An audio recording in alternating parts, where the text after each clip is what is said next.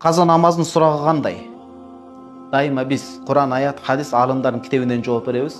Имам Тахтауидин калемине таандык чоң алым рахимахулла. Хашат Тахтауи деген 2 томдо келет, 1-томунда. Намазды каза кетирген чоң күнөө болот. Кыяматта кадимкидей сурат. Ар бир намазга кадимкидей катуу, катаал сурак болот. Намазды каза кетирген адам багымда туктап калса, 7-де туруп, багымда токуп болду деп кенен бой көтөрүп жүрбөсүн дейт. Намазды намаз менен толуктады. Бирок убакытын кечиктирген үчүн Кудайга ыйлап жалбарып дубагысын. Кудай убагында өтөй албай калдым ушуну деп. Мүмкүнчүлүк болсо садака чыгарсын, истигфар айтсын.